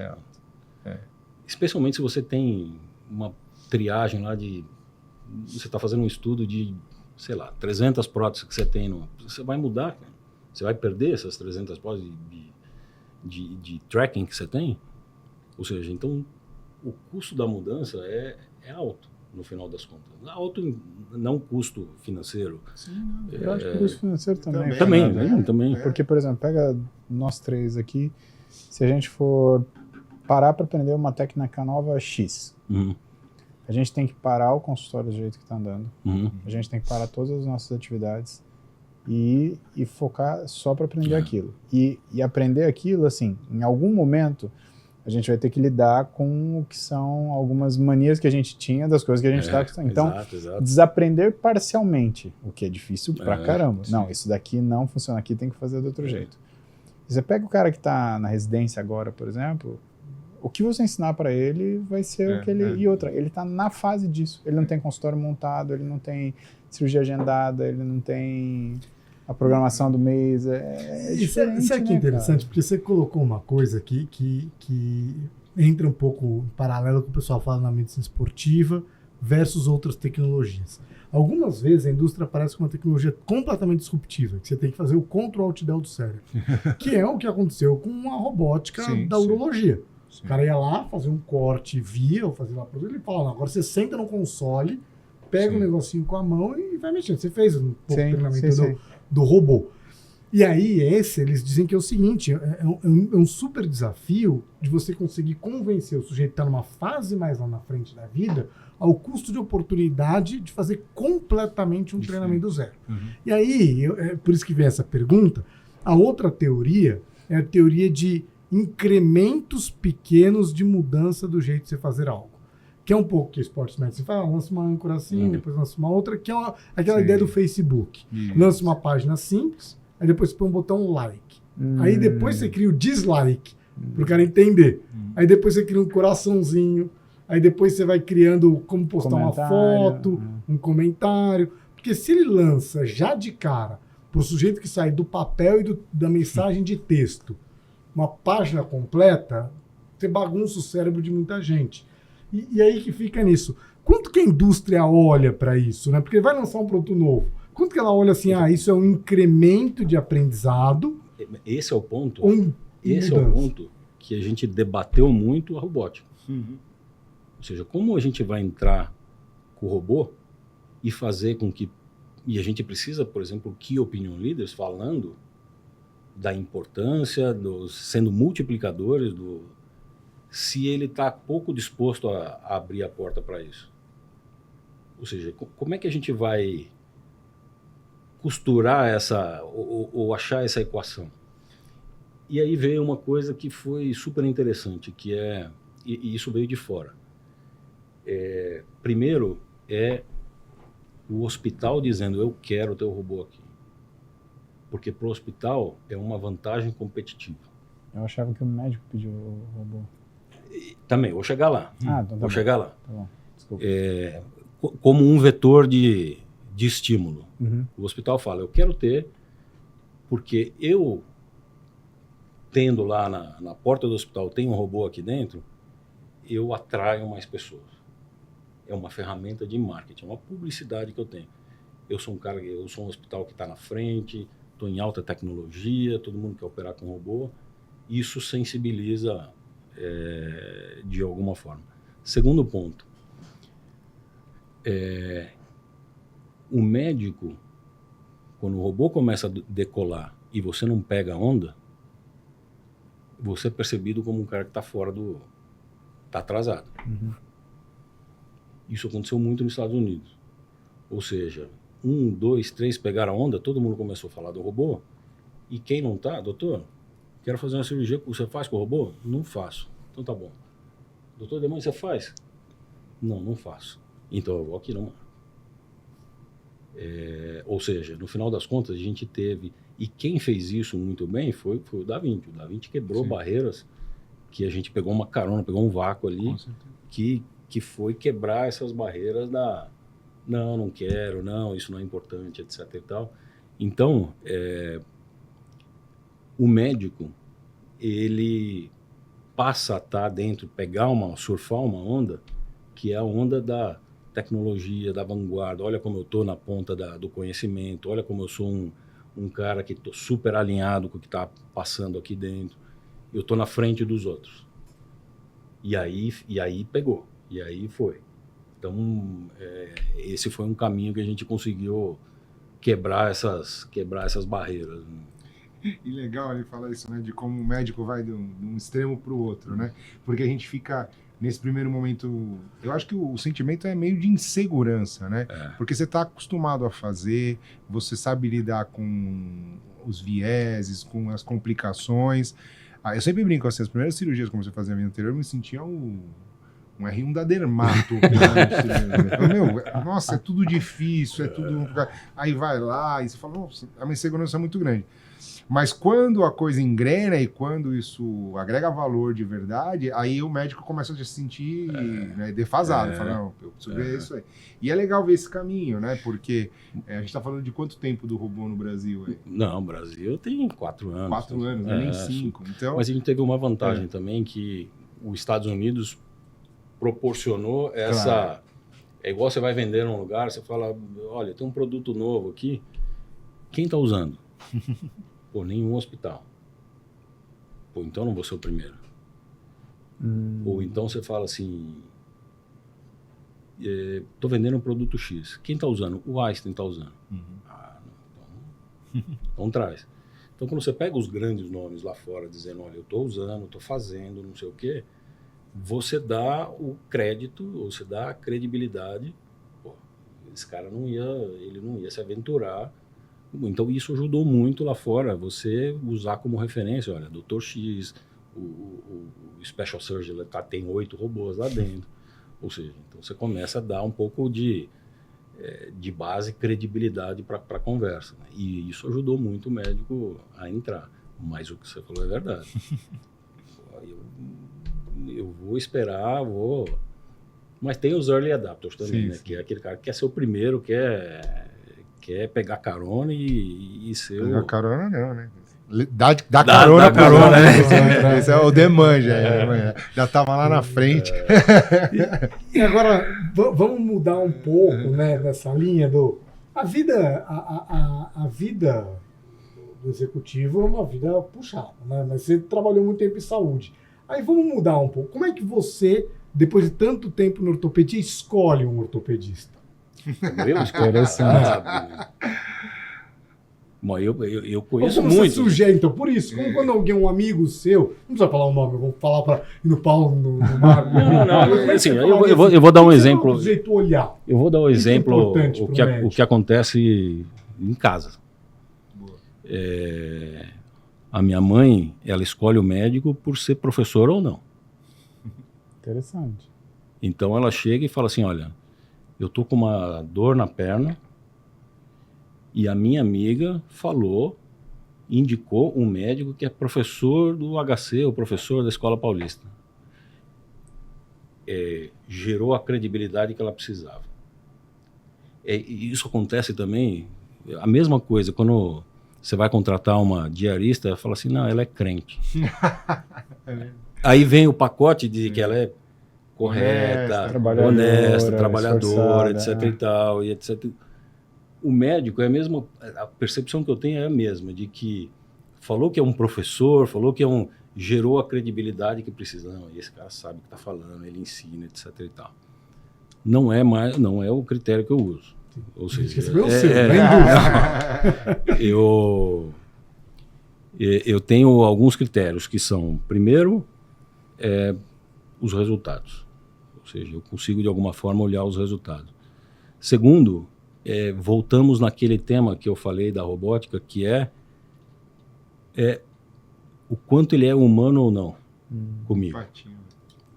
O quanto eu vou sentar e olhar e falar, pô, esse é o cara que eu quero me atender, não? Ele vai me ajudar, esse é o cara que vai me... que é o lado humano da coisa. E o terceiro ponto, para mim, talvez seja irrelevante, mas para mim é importante, é o médico que me dá o telefone. Disponibilidade e atenção. Porque eu tenho visto o médico se distanciar do paciente cada vez mais.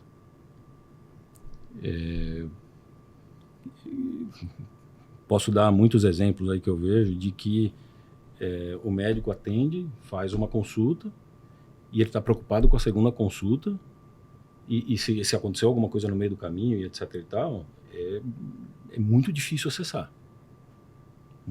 Isso aconteceu com minha mãe e eu falo, não, essa experiência eu não quero. Essa experiência não funciona para mim. Porque se eu tiver uma emergência, qualquer coisa, eu quero ter a segurança de que eu estou assistido, né? Ou seja lá qual for a queixa. Então, acho que são esses 3 critérios que para mim valem, né? É legal, é muito interessante, porque assim, você estava no lado da indústria, né? E de repente, na hora que você está sentado do outro lado da mesa... Mas você sabe o que é engraçado? O seu lado que dentro da indústria, e todo mundo fala de todos os médicos, ou seja... Imagina. Esse é X, esse é assado, esse faz isso, esse faz aquilo, esse é tal, esse... Tem mil comentários. Esse opera assim, esse opera assado, esse fica bravo na cirurgia, esse não sei o quê. Mas para mim são temas irrelevantes. Assim, eu não vou pelos comentários dos outros. Não. Eu acho que eu levo em consideração o que eu vejo, os resultados. Por exemplo, se eu vou ver lá preciso fazer uma prótese de joelho, ou uma de quadril, ou ombro. X. Os pacientes estão todos super, super bem, estão vida normal, etc e tal.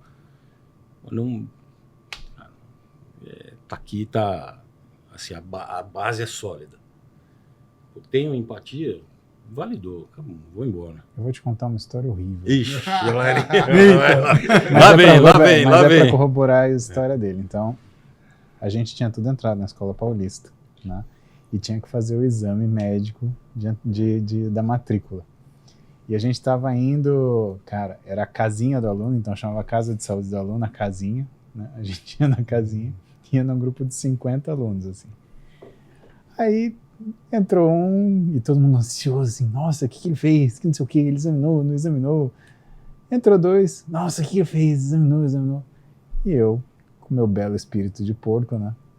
Subi, passei em consulta. O Dr. Benjamin, um doce de médico, né? Sensacional. Só que eu falei assim, você quer saber?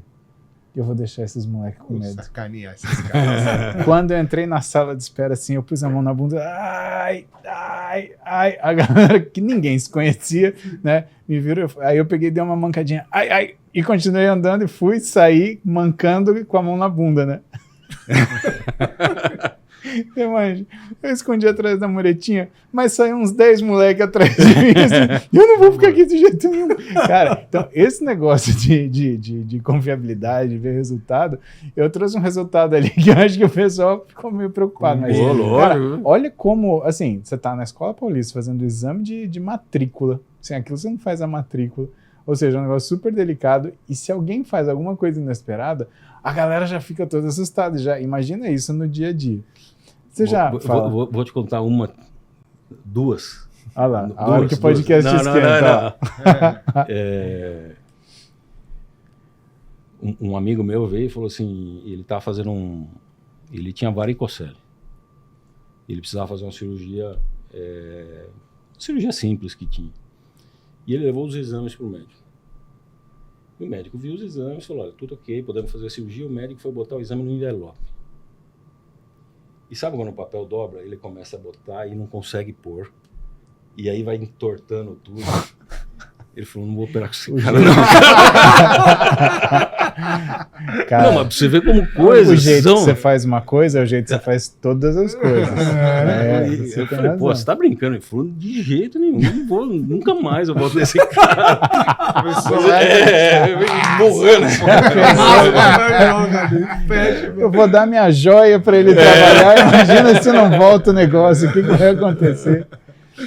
E a outra, que eu cara lembrei... era proctologista. Não.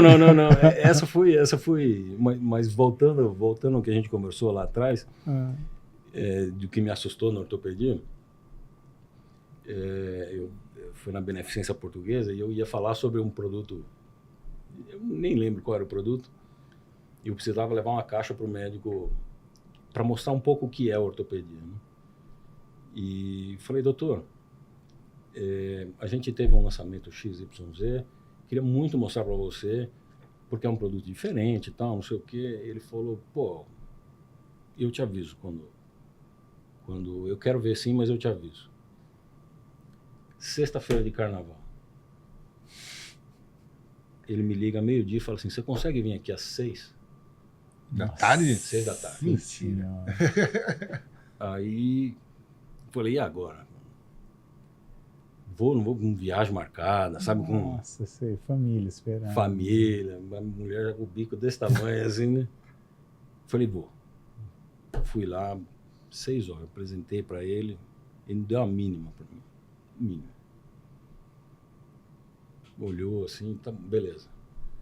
Aí, falei, porra, bicho, esse cara tá de sacanagem comigo, não sei o quê. Aí ele me liga na terça-feira de carnaval. Você pode vir aqui hoje, meio-dia? Eu falei, esse cara tá de sacanagem comigo. Aí falei com a minha esposa, tal, no bico, ela, não faça isso, isso é um desrespeito, não sei o quê. Eu falei, vou lá, peguei a caixa, fui lá, levei. Agora é truco. Aí eu cheguei, aí ele terminei, nem mostrei a caixa. Ele veio, me cumprimentou e falou assim, eu não queria ver o produto, eu queria ver se você era confiável. Olha. Eu queria saber com quem que eu tô, se você vai me deixar na mão ou não. Aí foi uma lição para mim, assim, do que é um negócio de ortopedia. Ou seja, é um negócio de serviço e de...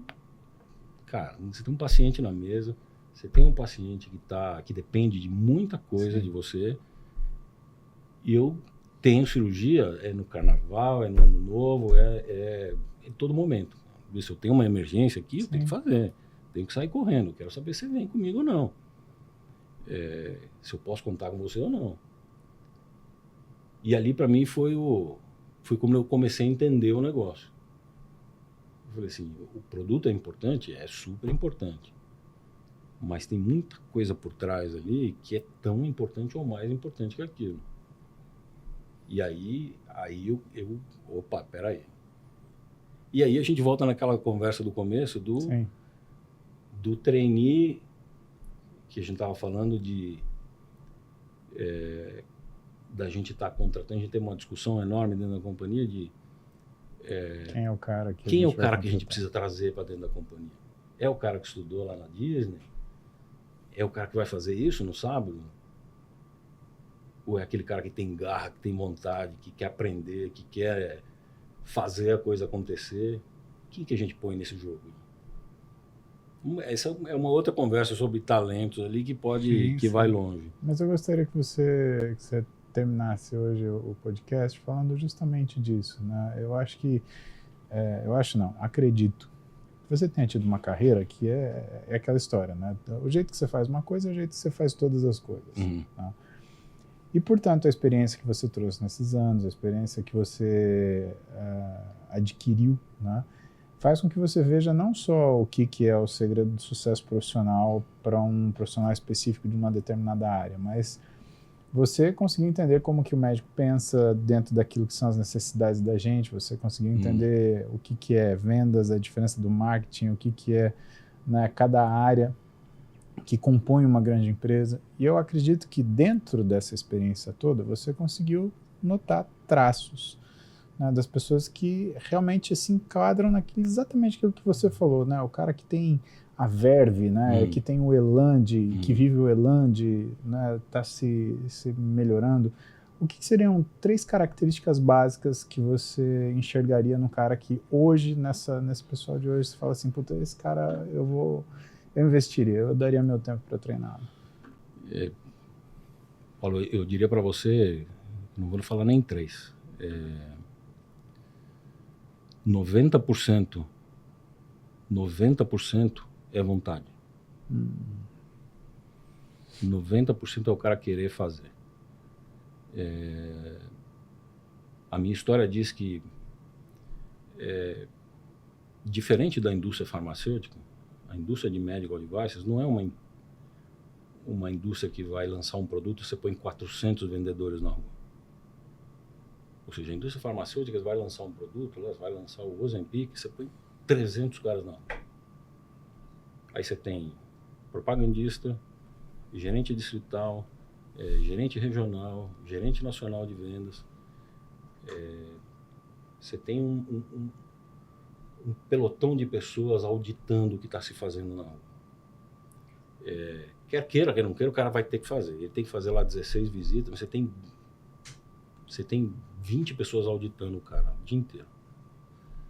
Medical device não tem. Ou seja, é uma estrutura pequena, então você precisa contratar pessoas que tenham, saibam matar no peito as coisas. Não vai dar para eu segurar na mão e estar todo dia com ele na rua. Não tem isso. Eu sentei lá com o Dr. Paulo Musi e ele me fez 1000 questionamentos e eu não sei responder. Você tem que saber, você tem que ir atrás. Ou seja, você tem que ter a vontade ou a autonomia de ir lá e ver quais são os questionamentos e pesquisar. Se você não entender, procura. Senta comigo, com quem quer que seja lá. Ó, o Dr. Paulo me perguntou sobre isso. É isso? É isso? Parabéns. Não dá para ter tudo na mão beijada, não dá para ter tudo no colo. Então, essa é uma característica importante. A segunda é que a autonomia te dá liberdade para você fazer escolhas. Eu tive um vendedor que ele era responsável pelo território de Paraná e Santa Catarina. E toda sexta-feira ele mandava viagem para Florianópolis. E tinha autonomia para isso. Ele falava assim, olha, sexta-feira eu vou trabalhar em Santa Catarina e passava o final de semana lá. Ele não ia trabalhar lá. Depois a gente descobriu, mas ele tinha autonomia de fazer isso. Ou seja, a liberdade te proporciona, se você vê que dá para fazer isso, eu vou marcar uma viagem lá para Manaus, ninguém vai falar nada, eu falo que eu estou trabalhando, não estou. Uma hora você vai ser pego, mas a liberdade te proporciona isso. Então você precisa ter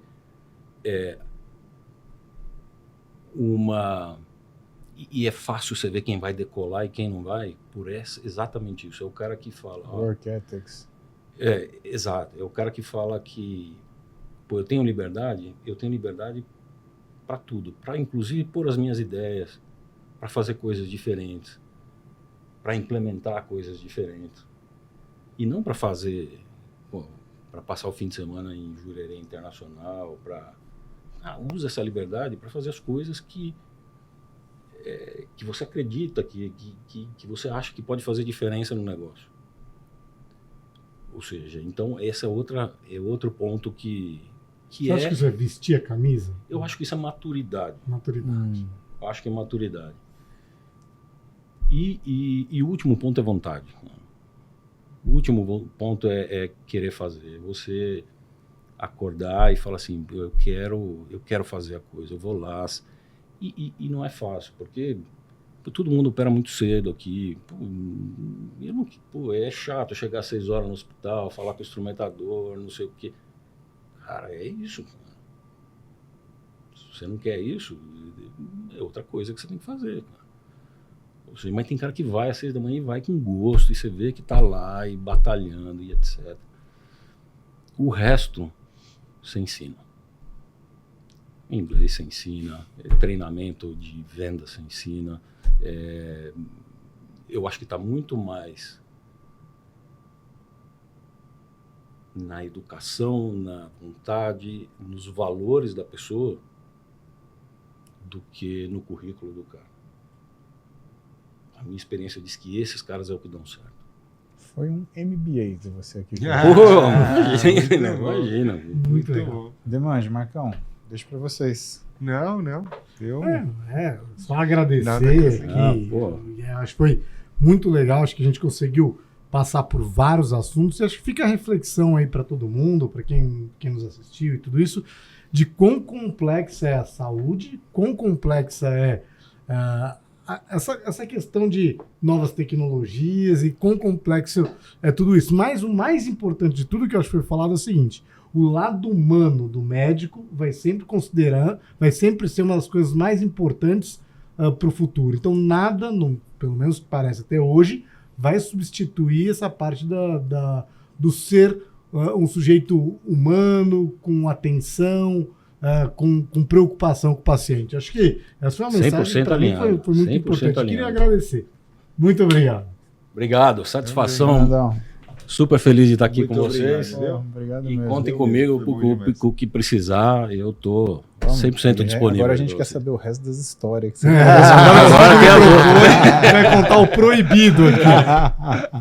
Bom, galera, esse daqui foi mais um Ossos do Ofício para você. Então, curta, comente, se você achar conveniente, siga a gente na nossa página e não esqueça de ligar o sininho para você ter sempre noção quando a gente coloca novidade para você. Um abraço, fomos!